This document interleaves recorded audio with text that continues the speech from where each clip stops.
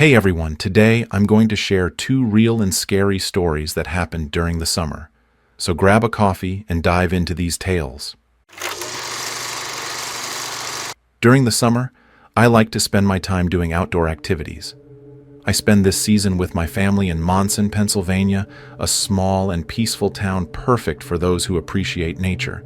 We have 2 acres of land there, a small shooting range in the backyard, a quad bike, 3 dirt bikes, and trails through the forest next to the house that I usually explore. These trails are full of tall, dense trees, creating a cool, shady environment even on the hottest days. On a hot but cloudy day, I woke up without many plans. The air was heavy with humidity, and dark clouds were gathering in the sky, suggesting an imminent storm. With not much to do, I decided to get some exercise and go biking. I have a mountain bike at my parents' house, so I prefer to use it on the trails instead of the roads. The bike, with its sturdy frame and thick tires, is ideal for tackling the uneven, root-filled paths of the forest trails. As I left the house, I looked at the sky again. The contrast between the bright yellow horizon and the dark clouds was mesmerizing. The smell of the approaching rain was refreshing, bringing back memories of other summer storms I had experienced. I checked the weather forecast before leaving and estimated I would have about half an hour of biking before the first drops began to fall.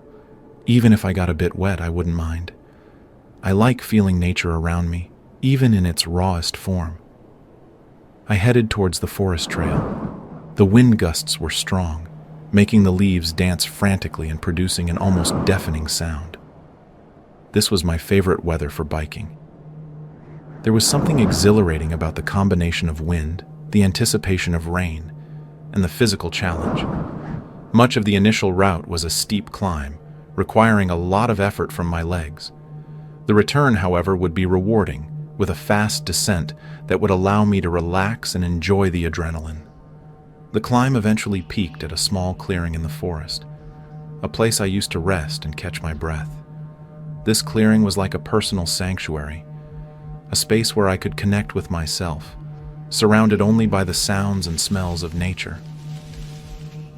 When I reached the clearing on that dark day, as usual, I stopped to catch my breath. The light was strangely diffuse, filtered by the thick clouds, creating an almost surreal atmosphere. I fiddled with my iPhone for a minute, checking messages and notifications, trying to ignore the uneasiness that was starting to rise within me.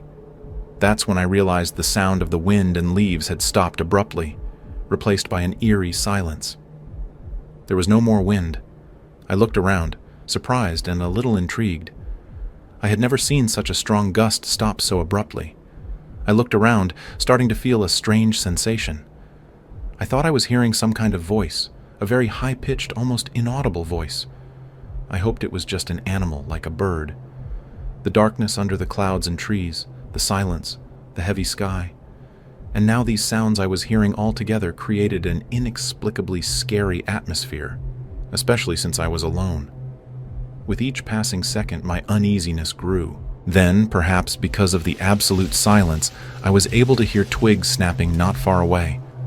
When I looked in that direction, I saw something about 9 to 12 meters away from me, in the trees where the trail continued. The best description of what I was seeing was a humanoid figure crouching, as if hiding, watching me like prey. My mind started racing, trying to find a rational explanation. Maybe it was just an animal, or my imagination playing tricks on me. At that moment, it started to rain heavily, with thick raindrops. The sound of the drops hitting the leaves above broke the unbearable silence. The rain brought a sense of urgency, as if nature was pushing me to leave. In that instant, I turned and pedaled as fast as I could back up the hill, letting gravity take me home quickly. The wind whipped my face, and the rain soaked my clothes, but I was focused only on escaping that clearing. The whole time, I felt an increasing fear of looking back, dreading what I might see. Lightning began to flash and thunder to rumble, echoing through the forest. In any other scenario, I would have found this incredible, an impressive display of nature's power. But at that moment, I could only think about the figure I had seen. I'm a pretty skeptical guy, and seeing that figure left me perplexed. and with a sense of vulnerability. I got home, put my bike in the shed, and went inside. I was so shaken and out of breath that I didn't bother explaining anything to anyone. I went up to my room and lay on the bed, trying to process what had happened.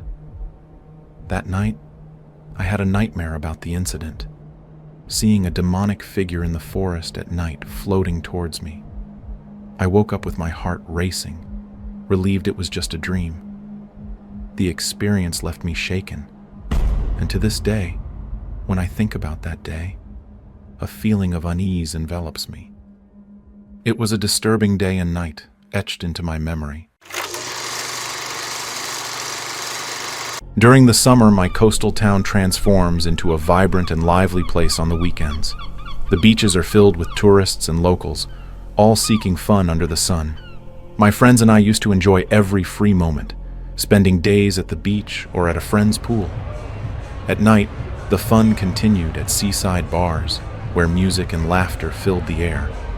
Over time, I noticed my weekend routine was changing. Many of my friends, who were once always up for going out, were now in serious relationships and didn't have the same enthusiasm for our nighttime adventures. Planning our outings became increasingly difficult, and some weekends I found myself without company to enjoy the night.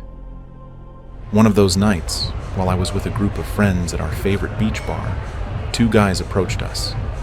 They seemed to have overheard our conversation and decided to join our group. They were a bit older, probably in their 30s, and despite being shorter, they exuded a positive and friendly energy. Their names were Albert and James. Throughout the night, Albert and James accompanied us from bar to bar, quickly integrating into our group.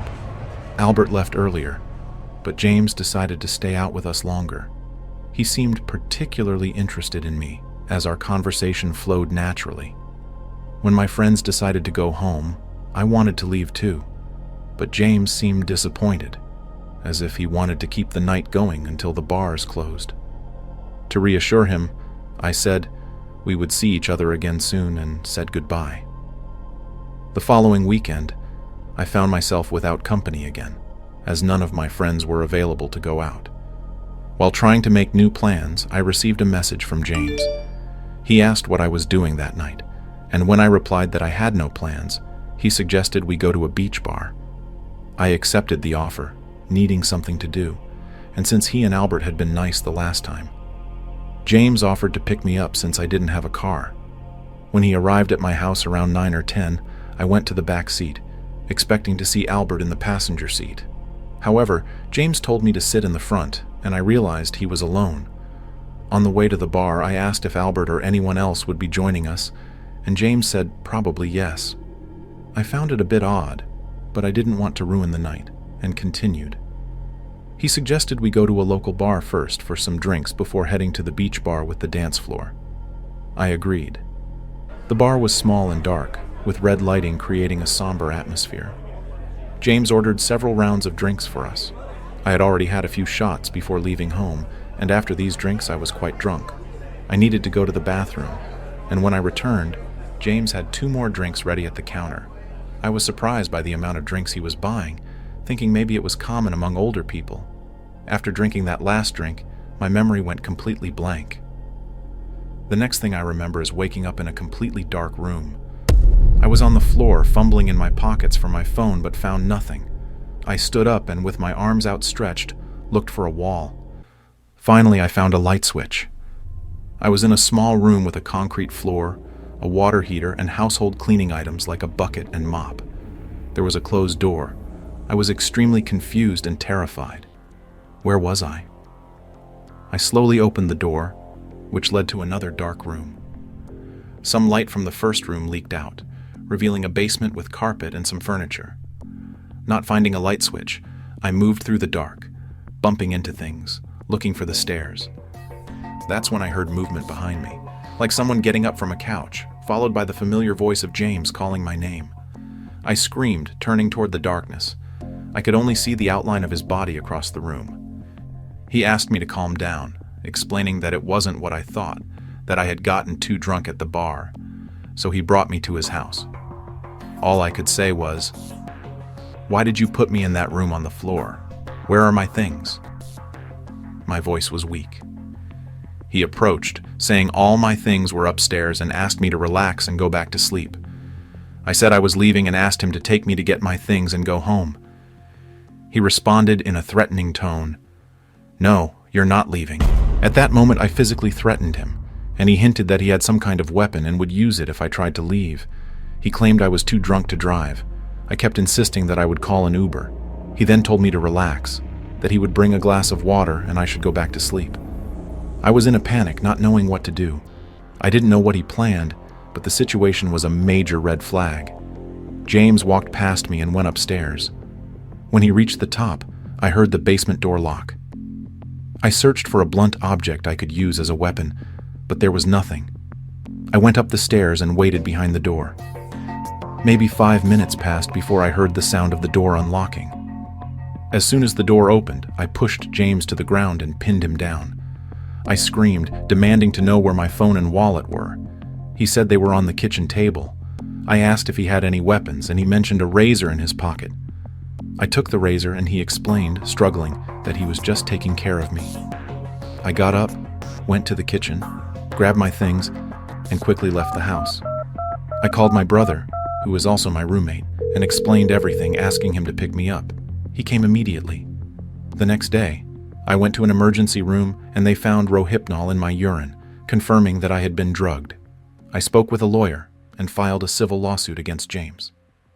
The case is still ongoing, but there is no concrete evidence that James was the one who drugged me or had illegal intentions. However, I believe I have a good case, considering he left me on the floor and hid my things. To this day, I don't know what his ultimate goal was, and I don't like to think if he did anything strange while I was out. The whole experience was terrifying and left me emotionally scarred. I avoid going out alone and am always careful about who I interact with. It was a brutal reminder of how we need to be aware of people's intentions around us, even when they seem friendly. This is John Dark. Did you enjoy the stories?